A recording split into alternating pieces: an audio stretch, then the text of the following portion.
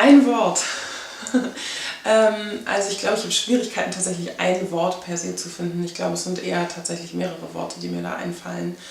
Aber natürlich die typische Schwierigkeit mit dem Umgang von sogenannten quasi Museumsstücken, die auch da ausgestellt werden sollen. Nämlich dieser schwierigen Überbrückung von einerseits sozusagen kolonialen Raubgütern, die da einmal mehr ausgestellt werden sollen, und die in der Regel nicht in ihren kolonialen Kontext eingebettet werden, also das Verschweigen dessen einerseits und andererseits aber auch der Tatsache, dass wir gegenwärtig natürlich in rassistischen Machtstrukturen leben, die sozusagen die gleichzeitige Anwesenheit von schwarzen Menschen und People of Color enorm erschwert. Also diese Brücke sozusagen dazwischen, vielleicht Brücke.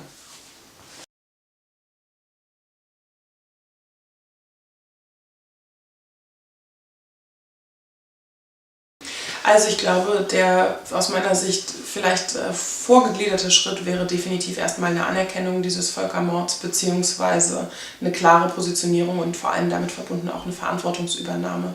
Und eine Verantwortungsübernahme kann sicherlich auch in Reparationszahlungen münden. Also mit Blick auf die Frage nach Reparationszahlungen finde ich es total wichtig, sozusagen diejenigen zu unterstützen, die da eine klare Position haben, die die Auswirkungen sozusagen der deutschen Beteiligung am Kolonialismus am eigenen Leib erfahren. Und trotzdem finde ich auch wichtig zu sehen, was meine reale Position in diesem Zusammenhang sein kann. Ich bin eine schwarze Frau, die in Deutschland sozialisiert worden ist. Ich habe eine deutsche Staatsbürgerinnenschaft und meine Lebensrealität und auch die Nachwirkungen der Kolonialzeit, die ich erfahre, sind in Teilen andere als beispielsweise diejenigen, die sozusagen vor Ort sind in den Regionen, die tatsächlich betroffen waren von der deutschen Kolonialzeit. Das heißt, die Auswirkungen, mit denen ich mich hier beschäftige, zum Beispiel eine Anwesenheit von rassistischen Fremdbezeichnungen beispielsweise, in einer weißen deutschen Mehrheitsgesellschaft zu leben, in der bestimmte sozusagen rassistische Strukturen vorherrschend sind einfach andere als beispielsweise in Namibia. Und die Auseinandersetzung sozusagen mit diesen unterschiedlichen Nachwirkungen fällt entsprechend unterschiedlich aus.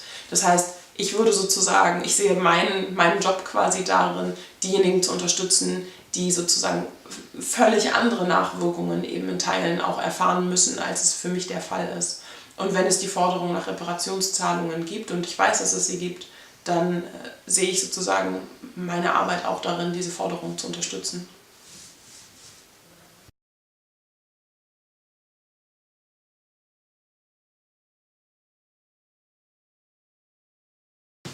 Ich würde nicht unbedingt sagen, dass es ein zentrales sein muss. Ich finde, das ist schon wichtig, auch diese unterschiedlichen sozusagen Zeitpunkte als solche kenntlich zu machen. Also einfach, weil zeitlich Versklavung ja durchaus vor dem offiziellen Eintreten sozusagen des deutschen Kolonialismus auch stattgefunden hat, gerade auch mit Blick auf Kolonialismus. Ich denke da an die Ausstellungen im Deutschen Historischen Museum beispielsweise. Und trotzdem ist diese Auseinandersetzung in der Regel eben nicht besonders kritisch. Also sie greift vielmals zurück auf Stereotypisierungen, sie greift vielmals zurück auf Romantisierungen und der Vorstellung davon, dass die Kolonialzeit ja eben nicht nur eine in Anführungszeichen schlechte Zeit war, sondern auch den ehemals Kolonisierten Vorteile gebracht hätte. Und das finde ich, gerade auch diese Argumentation im Übrigen, finde ich spannend, weil sie auch im Grunde zumindest die Diskurse darum vergleichbar sind mit der NS-Zeit insofern, als dass es zum Beispiel ja durchaus Menschen gibt, die behaupten, Hitler hätte nicht alles schlecht gemacht, er hat Autobahnen gebaut, die sozusagen in eine ähnliche Richtung gehen. Aber ich fände eben wichtig, dass es Erinnerungskonzepte gibt, die sich dem Thema Versklavung und auch vor allem der deutschen und ehemals preußischen Beteiligung annehmen und aber eben auch ein sozusagen Konzept mitdenkt, in dem das Thema Kolonialismus thematisiert werden kann. Bezeichnend finde ich, dass diese mangelnde kritische Auseinandersetzung mit dem Thema Kolonialismus sich natürlich auch widerspiegeln muss und niederschlagen muss in der schulischen Ausbildung. Und da denke ich immer wieder an ein Beispiel, das ist aus einem aktuellen Geschichtsschulbuch für die Mittelstufe, also ungefähr 9., 10. Klasse. Und da wird tatsächlich die Frage gestellt, welche Vor- und Nachteile hatte die Kolonialzeit auf die ehemals Kolonisierten.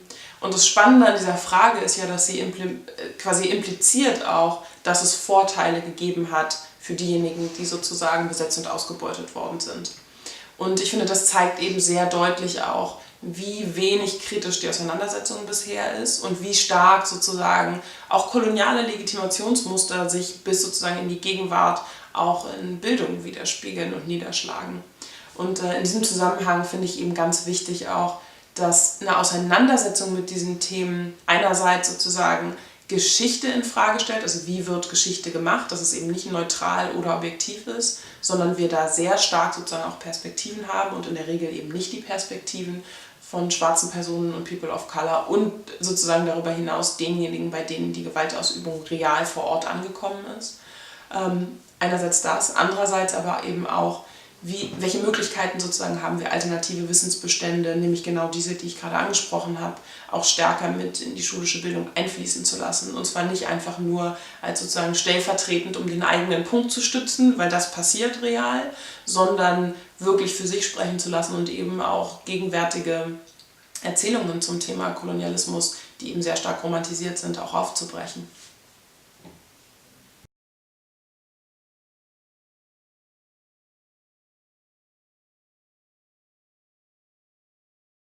Ich halte die nicht nur für wichtig, ich halte die sogar für unabdingbar.